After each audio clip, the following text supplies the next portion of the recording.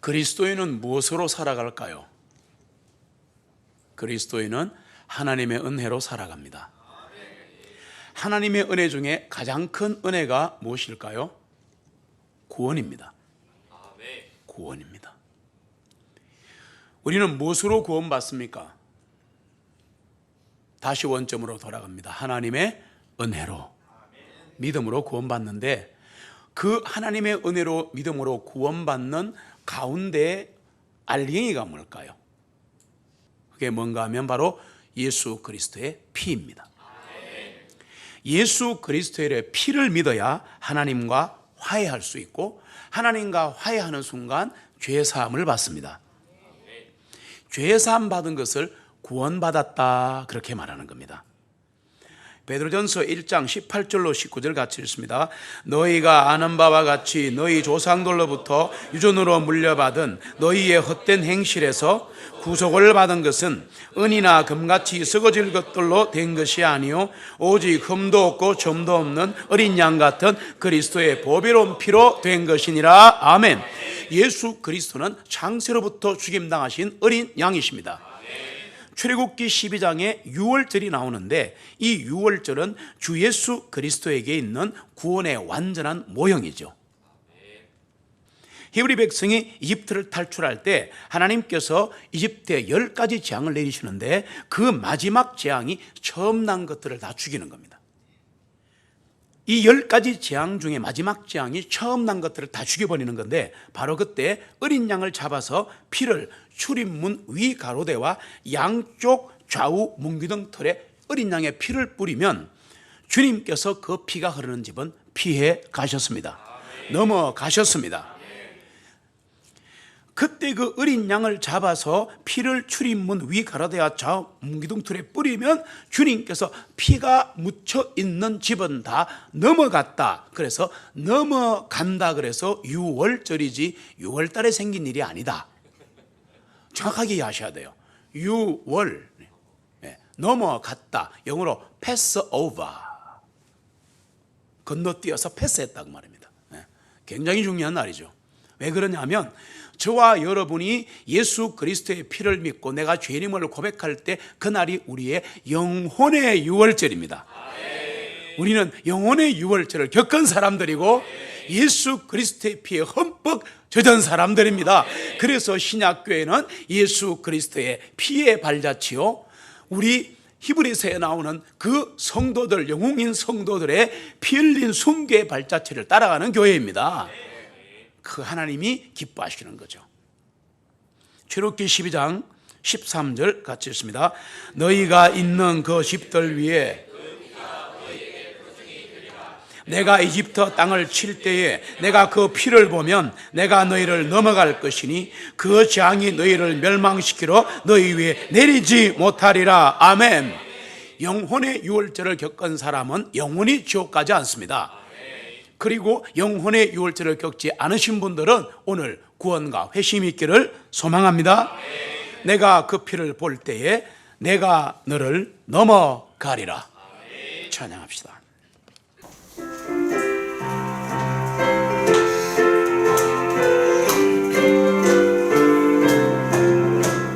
주 십자가를 지심으로 죄인을 구속하셨으니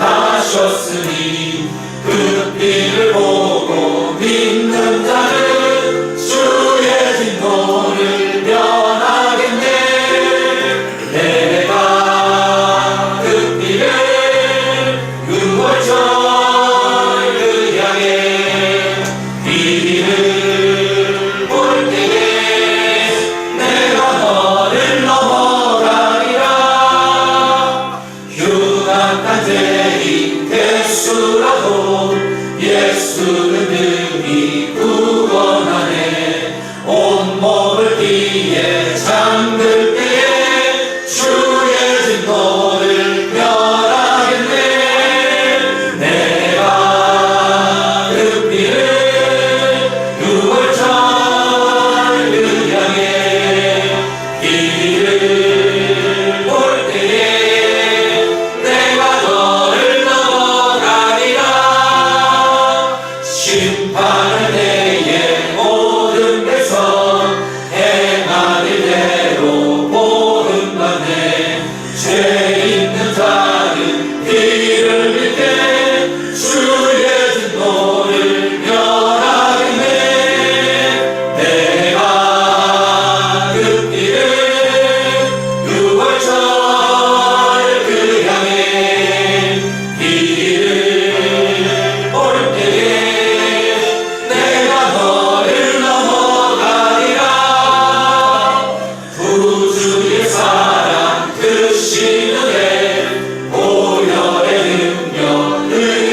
하세 심판의 불이 내릴 때 주의 진노를 멸하겠네. 내가 그 길에 유월절 그 향해 이 길을 볼 때에 내가 너를 넘어가리라. 주 십자가를 지심으로 죄인을 구속하셨으니 그 길을 보고 믿는 자는 주의 진노를 멸하겠네. 내가 그 길에 유월절 그 향해 이 길을 볼 때에 내가 너를 넘어가리라. 아멘. 믿으십니까? 아멘. 바로 이 사건을 기념하기 위해서 주 예수님께서는 빌린 방에서 제자들과 함께 유월절을 보내셨습니다. 그래서 그분은 창세전에 죽임당하신 어린 양이요, 유월절 어린 양이요, 십자가에서 돌아가시게 된 겁니다. 마태복음 26장 26절로 28절, 이 의미를 다시 한번 새겨보겠습니다. 같이 읽습니다. 제자들이 먹을 때에 예수님께서 빵을 취하셔서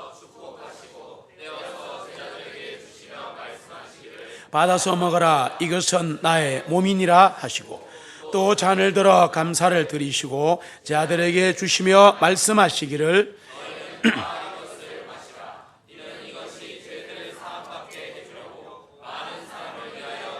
나의 피, 곧 새 상속 요원의 피이기 때문이니라. 아멘. 예수 그리스도께서 우리 죄로 인하여 십자가에 흘리신 그 피만이 우리를 구원하셨고 우리를 구원하실 수 있습니다. 출애굽기 12장에 보시면 유월절에 제물로 희생된 어린 양을 세 가지로 표현하는데, 한 어린 양, 그 어린 양, 너희의 어린 양, 이렇게 말씀하십니다. 굉장히 중요한 의미가 들어있는데, 고린도전서 5장 7절을 같이 읽습니다. 그러므로 묵은 누룩을 내버리라. 너희는 누룩 없는 자로서 새로운 덩어리가 되라. 이는 우리의 유월절이신 그리스도께서 우리를 위하여 희생물이 되셨기 때문이라. 아멘. 예수 그리스도는 우리의 유월절입니다. 여기 묵은 누룩을 내버리라는 게 뭔 말인가 하면, 죄 가운데 사는 생활을 버려라. 그리고 세상이 지키는 명절을 지키지 마라. 죄 가운데 사는 생활과 못된 행실을 버리고 세상 교회가 지키는 명절을 버리고 경건하고 능력 있는 삶을 살기를 축복합니다. 우리는 유월절 양으로 그려진 예수님과 예수님으로 묘사된 유월절 양을 확실하게 깨닫고 있어야 합니다. 아, 유월절 어린 양은 예수님이시고 예수님은 유월절 어린 양이시구나. 이게 얼마나 큰 은혜인지 몰라요. 예수 그리스도는 그런데 한 어린 양이요, 그 어린 양이십니다. 왜 성경은 이렇게 딱 지적을 하는가 하면 뭔가 이유가 있어 그래요. 예수님은 신약 성경 많은 곳에서 어린 양으로 불리는데 구약 성경 창세기에 3번이나 암시되어 있습니다. 딱 3번 나옵니다. 첫 번째가 창세기 3장인데, 아담과 이브가 죄를 짓자마자 자기들의 몸이 벗은 줄을 알고 무화과 나무에 벌렸고 벗은 몸을 가리잖아요. 왜 가리지 아십니까? 죄를 짓고 나니까 두려움과 수치가 찾아옵니다. 누구나 다 죄를 지으면 부끄럽습니다. 누구나 죄를 지으면 두렵습니다. 그것을 양심의 가책이라 그렇게 말을 합니다. 그런데 하나님이 최초의 인류인 아담과 이브를 향한 놀라운 일을 행하시는데, 여러분 놀라지 마세요. 하나님이 직접 어떤 일을 하셨다는 건데, 그게 뭐냐? 창세기 3장 21절 같이 읽습니다. 주 하나님께서 아담과 그의 아내를 위하여 가죽 외투를 만들어 그들에게 입히시니라. 아멘. 나뭇잎이 아니고 가죽 옷이었습니다. 가죽 옷을 얻기 위해 하나님 어떤 동물을 죽이셔야만 했는가? 이 동물은 죄에 빠진 최초의 남녀에게 옷을 만들어 입히기 위해서 피를 흘리고 죽었습니다. 그래서 엄청난 상징이 있는 거죠. 우리는 하나님의 의로움의 옷을 입게 되거나 아니면 지옥의 불꽃에서 영원히 고통받아야 하는 양자택일의 존재들이었습니다. 예수님이 하나님의 어린 양으로서 십자가 위에서 처형되어서 그분의 피를 흘리셨기 때문에 예수님께서는 회개하는 죄인들을 하나님의 의로 옷 입히실 수 있었습니다. 하나님의 의로 옷 입고 예수 그리스도로 옷 입은 것을 죄 씻음 받았다라고 말하는 겁니다. 고린도후서 5장 21절 같이 읽습니다. 이는 하나님께서 죄를 알지도 못하신 그분을 우리를 위하여 죄로 삼으신 것은 우리로 하여금 그분 안에서 하나님의 의가 되게 하시기 때문이라. 아멘. 두 번째로 어린 양이 또 한 번 그려지는 곳은 창세기 4장에 나오는데 같이 읽겠습니다. 그녀가 또 가인의 아우 아벨을 낳았는데 아벨은 양을 치는 자였으나 가인은 땅을 경작하는 자였더라. 시간이 지난 후에 가인은 땅의 열매를 예물로 삼아 주님께 드렸고 아벨도 그의 양무리 가운데서 첫 새끼들과 그것들의 기름을 가져와 드리니 주님께서 아벨과 그의 예물은 존중하셨으나 아멘. 여러분 잘 보세요. 아담과 이브는 자기들에게 가죽옷을 만들어 입히기 위해서 하나님께서 동물을 죽이는 것을 목격한 겁니다. 얼마나 큰 충격이었습니까? 양을 죽인 거 확실합니다. 이 생생한 장면을 자식들에게 전수해 줬습니다. 그래서 아벨은 순종하고 양을 제물로 바쳐야 한다는 것을 알고 있었기 때문에 부모님 말씀에 순종해서 양을 바치자 하나님이 받으셨어요. 최초의 순교자가 되는 겁니다. 어쨌든. 그러나 가인은 분명히 부모 아담과 이브가 얘들아 하나님께서 우리에게 이 옷을 입히시려고 그분이 직접 양을 죽이시고 피를 흘린 거 내가 봤다. 얼마나 많이 얘기했겠습니까? 얼마나 많이. 이게 지금까지 우리에게 내려오는 겁니다. 말씀을 통하여. 신기하지 않습니까? 어떻게 최초의 인간이 한 일을 우리가 알 수가 있는가? 해상 역사에는 없다는 거. 아담과 이브에 대한 진실은 몰라요. 성경으로 오셔야 돼요. 네. 세 번째로 나타나는 게 창세기 22장인데 하나님이 아브라함을 시험하십니다. 아브라함아, 네 아들 이삭을 모리아 땅 한 산에 가서 아들을 번제물로 태워서 내한테 줘라. 아브라함이 순종하여 칼을 들고 이삭을 죽이려고 하는데 주님의 천사가 말을 합니다. 창세기 22장 같이 있습니다. 천사가 말하기를 내 손을 그 아이에게 대지 말고 그에게 아무 일도 행하지 말라. 네가 내 아들 내 독자라도 내게 아끼지 아니하였소. 이제야 네가 하나님을 두려워하는 줄 알았기 때문이라 하니라. 아브라함이 그의 눈을 들어 살펴보았더니 자기 뒤에 있기에 아브라함이 가서 그 순양을 잡아다가 그의 아들을 대신하여 번제물을 드렸더라. 아멘. 아들을 바쳐라 해도 바치시기를 바랍니다. 그럼 하나님이 다 예배해 놓으신다고. 하나님이 그 아들 딸 안 죽입니다. 걱정하지 마세요. 이삭은 누구냐? 여기서 이삭이 누구냐? 아버지가 데리고 가서 목을 따서 태워서 죽이려 했던 번제물의 대상이 이삭이고 그 이삭 대신에 어린 양을 상징하는 순양이 죽습니다. 이게 중요한 구원의 원리가 들어있습니다. 뭐냐니까 이삭은 누구냐? 이삭은 죄 때문에 죽을 수밖에 없는 저와 여러분입니다. 죽어야 되는 거죠. 그런데 양은 뭐냐? 양이 대신 죽잖아요. 이 양은 우리 대신 돌아가신 예수 그리스도를 상징합니다. 이 대목 볼 때마다 기억하시기 바랍니다. 이와 같이 우리는 성경의 첫 번째 창세기에서 예수님이 한 어린 양이신 것을 3번을 목격했습니다. 그런데 어떤 어린 양도 대신 죽을 수는 없어요. 그게 뭔 말이냐? 반드시 그 어린 양이어야 합니다. 그 어린 양.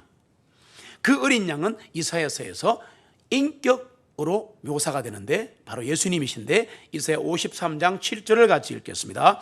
그는 학대를 당하였고 고난을 당하였어도 자기 입을 열지 아니하였고 도살장으로 향하는 어린 양같이 끌려가며 그가 틀 깎는 자들 앞에서 잠잠한 양같이 자기 입을 열지 아니하였도다. 아멘. 양을 사람처럼 묘사했습니다. 정확한 대목이 이사야 53장 3절에 나옵니다. 같이 읽습니다. 그는 사람들에게서 멸시를 받고 거절되었으며 슬픔의 사람이요 질고에 익숙한 사람이라. 아멘. 어린 양은 사람입니다. 그 어린 양은 침례 요한이 확인해 줍니다. 놀랍습니다. 어느 날 침례인 요한이 요르단강에서 사람들에게 침례를 주는데 예수님이 오시는 걸 봅니다. 그러자 그 모습을 보고 이렇게 외칩니다. 보라, 세상 죄를 지고 가져가신 하나님의 어린 양이시로다. 테이크아웃입니다, 영어로 보시면. 그래서 해상죄를 지고 가신이 아니고 해상죄를 지고 가져가신, 할렐루야, 그분이 죄를 가져가셨기 때문에 나는 무죄인 거야. 그렇게 된 겁니다. 그분은 나에게 피로 덮이게 하시고. 그래, 10년일이 다 보자마자 아는 거예요. 영어로 아는 거예요. 해상죄를 지고 가져가신 하나님의 어린 양을 보라. 사람들이 막 웅성웅성하는 거예요. 야, 예수 그리스도는 하나님의 어린 양이십니다. 하늘에 계신 하나님께서는 이 십자가의 의를 이루신 자기 아들 그 어린 양을, 그 일을 너무 잘했다고 하나님 옆 왕좌에 앉히시고 예수님께 영광을 돌리게 하는 장면을 볼 수가 있습니다. 여러분, 우리도 하늘에 가면 영광의 존재가 됩니다. 네, 이 땅의 어려움 견디실 수 있습니다. 네, 하나님이 하십니다. 계시록 5장에 그 장면이 나오는데요, 길어도 우리 어린 양 예수 그리스도에게 십자가의 구원을 이루신 그분께 영광을 드리는 놀라운 하늘의 장면을 같이 읽겠습니다. 그분께서 그 책을 취하시니 내 짐승과 24 장로들이 각자 하퍼들과 향들이 가득한 금대접들을 가지고 어린 양 앞에 엎드리니 이 대접들은 성도들의 기도들이라. 내가 또 보았더니 왕자와 짐승들과 장로들의 둘레에 있는 많은 천사들의 음성들을 들었는데 그들의 수가 만이요 천들의 천들이더라. 큰 음성으로 말씀드리기를 죽임을 당하신 어린 양께서 권능과 부요와 지혜와 힘과 존귀와 영광과 찬송을 받으시기에 합당하십니다. 아멘. 그분은 죽임을 당하신 어린 양은 권능과 부요와 지혜와 힘과 존귀와 영광과 찬송을 받으실 분이십니다. 지금도 그렇게 찬양하셔야 되고 하늘에 가서도 찬양하실 겁니다. 그 어린 양은 그런데 말구유에서 태어났습니다. 가장 추하고 낮은 곳에서, 인간이 들어가지 않는 곳. 거기서 그분은 낮아지기로 낮아졌기 때문에 목자들이 그분을 바라볼 수 있었고, 그리고 천사들은 그를 찬양하며 거룩하시도다 찬양할 수 있었다는 겁니다. 예수님은 한 어린 양이시고 그 어린 양이신데 하나 말씀드리겠습니다. 이거 아셔야 됩니다. 예수님이 우리 죄를 사하신 한 어린 양이고 그 어린 양이라 하더라도 그 예수님이 나의 어린 양이 아니면 아무 관계없다. 내가 그 피에 적셔야 되는 거라 오늘 이 일이 일어나기를 소망합니다. 이 일을 소망합니다. 나는 내 죄를 회개하고 내 마음속에 예수님을 나의 구주로 받아들여야만 합니다. 마음속에. 그렇지 않으면 내 죄로 인해 죽을 것이고 영원한 지옥 불못에 탈 것입니다. 예수님이 나의 어린 양이 아니라면 나는 나의 죄 때문에 죽을 겁니다. 예수님이 나의 어린 양이시기를 간절히 소원합니다. 출애굽기 12장의 6월절 어린 양의 피를 잊지 마시기 바랍니다. 한평생 기억하셔야 돼요. 왜? 구원 받을 때 피에 담궜고 계속 우리는 이 피 흘린 발자취를 따라가는 신약교회이고 우리 아이들에게도 가르쳐야 돼요. 가르쳐야 돼요. 그렇게 하고 나중에 우리가 아무리 많은 죄를 지어도 고백하면 용서하는 것은 바로 예수님의 피 때문입니다. 얼마나 위대한 피인지 모릅니다. 주 하나님께서는 문 위에 어린 양의 피가 없는 집의 모든 장자를 죽이셨습니다.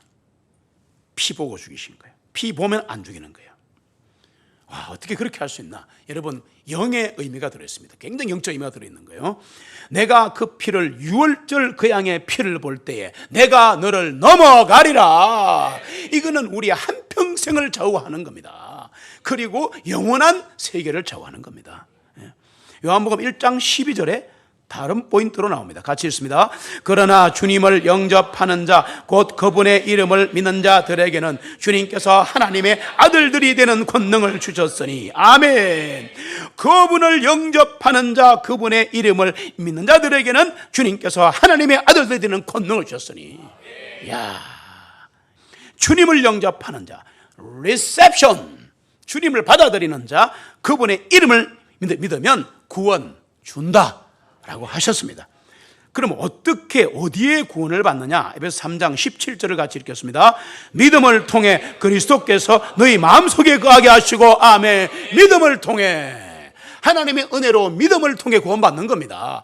하나님의 자녀가 되기 위해서는 주 예수 그리스도를 내 마음 안에 나의 구세주로 영접해야 합니다. 예수 그리스도께서 나의 죄를 위하여 갈보리 십자가에서 피를 흘리고 죽으셨습니다.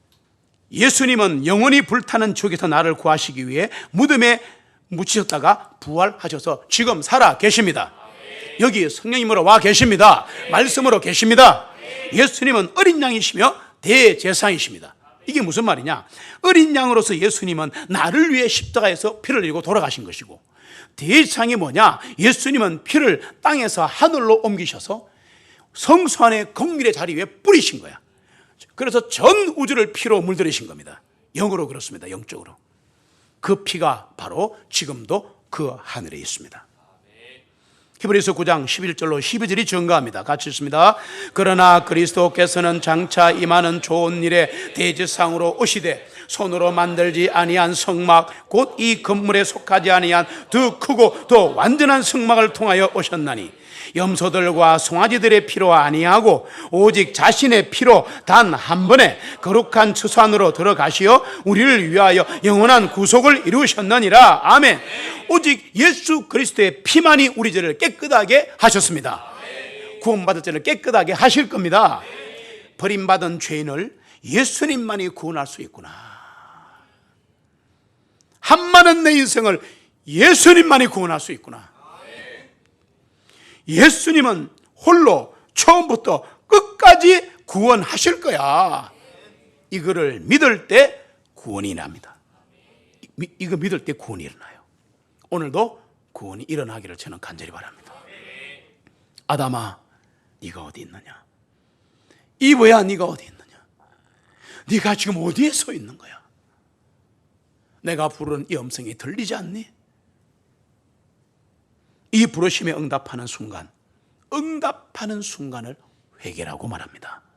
지은 죄를 다 토하는 걸 회개하는 게 아니고, 주님이 부르실 때 내 인생 이게 아니구나, 내 신앙생활 이렇게 하면 안 되는구나 라고 돌아서서 그분의 음성을 듣는 순간, 처음 듣는 순간 구원받고, 다시 듣는 순간 회복이 되고, 또 들으면 성령이 충만해지는 거예요. 그걸 주님의 음성이라 그러는 거예요. 그 순간 처음 그 음성이 들리면서 가슴이 확 무너지면서 죄인임이 내 마음속에 고백될 때 예수님은 그를 구원하시면서 십자가의 피에 담궈버리시는 거예요. 누구든지 주님의 이름을 부르는 자는 구원을 얻으리라. 주님의 이름을 부른다는 말은 주님의 이름을 믿는다, 선포되는 이 말씀을 믿는다는 뜻입니다. 이단들은 예수 그리스도의 피를 부인합니다. 무섭습니다. 하나님은 그 피를 지금도 찾고 계십니다. 구원받지 않았으면 이 시간 예수 그리스도를 나의 구세주로 받아들이십시오. 예수 그리스도의 죽으심과 피로 인해 구원받습니다. 구원받았는데 죄 가운데 있다면, 구원받았는데 예수님 멀리 떠나 있다면 다시 한번 오늘 주님의 이름을 부릅시다. 예수님의 피로 깨끗게 하시고 다시 일으켜 세우실 것입니다. 주 예수님의 보혈을 찬양합니다. 주 하나님을 찬양합니다.